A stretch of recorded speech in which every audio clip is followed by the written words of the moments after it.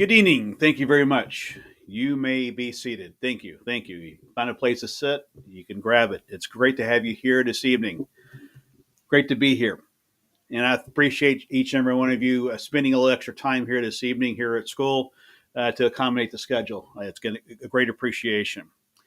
Before I begin, I want to extend my heartfelt gratitude to the dedicated leadership team here at Seed Public Charter School in Washington, D.C. Dr. Lamar Bagley, Director of Experimental Learning and External Opportunities, and the Seed Falcon Theater Producing Artistic Director. Ms. Nicole Best, Director of Student Support Services. Mr. Rashida Holman Jones, Director of Family and Community Engagement. Ms. Rosalind Hood, Head of School, and Mr. Christopher Rooks, Assistant Head of School Student Life. Your unwavering commitment to the students and families of Seed is truly commendable, and I thank you for your tireless effort in shaping the future leaders of our generation. And I know that you've heard me say this time and time again. I'm married to a educator, have been for get almost 30 years. It'll be 30 years next year, but I've been through it from the very beginning. She started her education career just right before she started that school year, and we got married in November of that first school year. So we've been together for almost 30 years. Pretty incredible.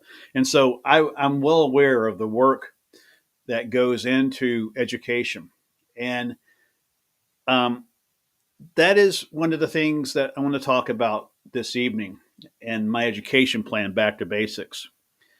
You know, a lot of people have a misconception of what teaching is.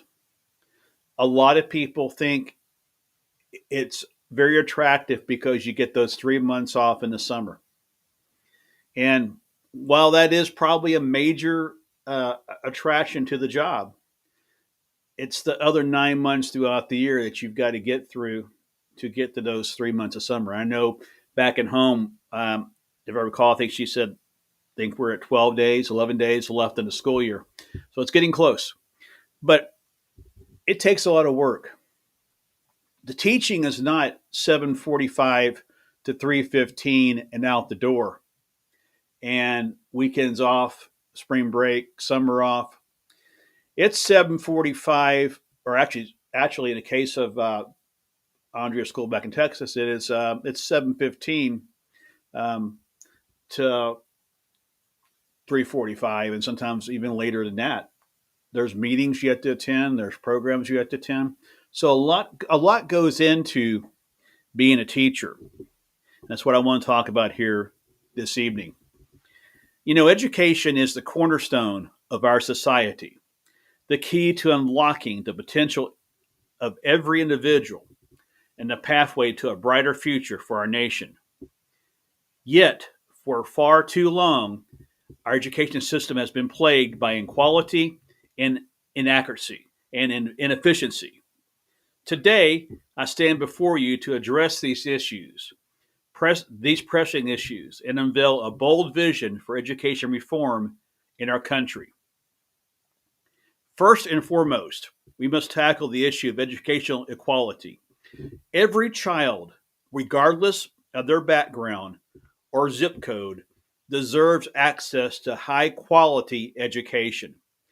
It's unacceptable that the quality of education a child receives is determined by factors beyond their control. Such, my administration will prioritize efforts to ensure equal access to resources, facilities, and opportunities for all students. It should not matter in any community if you live in the high income parts of the city or the low income parts of the city. Everybody is entitled to the same education. Period. Into discussion. Additionally, we must address the disparities in educational outcomes that persist among different demographic groups. Far too often, students from minority communities, low income families, and rural areas are left behind. This is not only a moral imperative, but also an economic necessity. We cannot afford to waste talent and potential of any of our citizens. Therefore, we will implement a targeted interventions to support underserved communities and close the achievement gap. Furthermore, we recognize the importance of modernizing our education system to meet the demands of the 21st century in an increasingly globalized and technologically driven world. Our students must be equipped with the knowledge, skills, and competencies needed to succeed in the jobs of tomorrow. This means integrating STEM, science, technology, engineering, and math education, promoting digital literacy, and fostering critical thinking, creativity, and problem solving skills. Moreover, we must reevaluate the way we assess student learning and teacher effectiveness. Standardized testing has its limitations, and it often fails to capture the full range of abilities and talents possessed by our students. Therefore, we will work with educators, parents, and experts to develop more historic and meaningful assessment methods that empower students to demonstrate their knowledge and skills in diverse ways. And it really is. If you look at standardized testing, oftentimes and then that's not the case every time, but sometimes you will see a student take a standardized test, and in the state of Texas, the standardized test, you have all school day. They just started that this year. You actually have the entire school day to finish your test. But there's some students who go through, the test will start at 8:15 or 8:30. By 9 o'clock, they're done. They have clicked their way through the test. Is that really showing that student's potential? Or is it giving incorrect data? And the fact of the matter is, the teachers in the classroom are held accountable sometimes to that incorrect data. That shows that they didn't teach the proper way. In Texas, and I'm sure it's in every state, they have educational guidelines they must align to in their lesson plans. Kindergarten, pre-K, they have what's called TEKS. You have to align what you're teaching to these standards. And when it comes to standardized testing, I think it has its place. Don't get me wrong.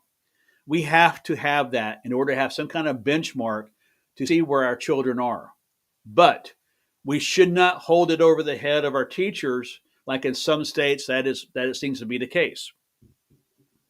In this endeavor, we draw inspiration from institutions like SEED, Public Charter School here in Washington, where a model of education is embraced here, bringing together academic, social, emotional, physical, and mental health services under one roof. SEED's core values are respect, responsibility, perseverance, integrity, compassion, gratitude, and growth serve as the guiding principles shaping every aspect of the school community. And in my brief time here this afternoon, I've seen that. I've seen what SEED can do, and I can see what charter schools can do, and I can see what school choice can do in our country. There's so much polarization between the camps of public schools and charter schools. Quite simply, parents need to decide what is best for their children. What is best for their children. If it's public schools, it's public schools. If it's charter, it's charter. It should be up to the parents. But SEED is not alone in its commitment to excellence. Across our nation's capital here, there are shining examples of schools that are defying the odds and changing lives.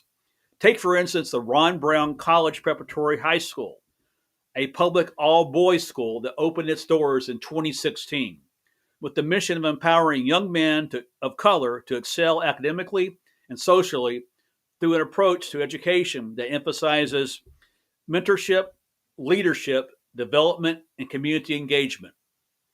Ron Brown is breaking down barriers and changing lives, just as Ron Brown did in his days in federal government.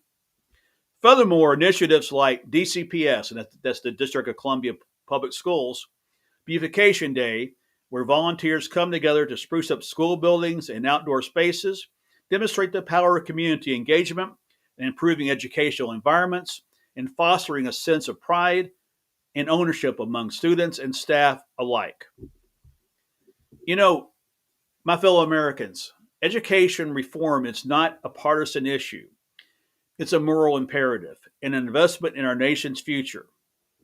Together, let us rise to the challenge and build a more equitable, inclusive, and innovative education system, excuse me, that unlocks the potential of every child and ensures that every American remains a beacon of hope and opportunity for generations to come. Excuse me. And before I close today, I just want to say this.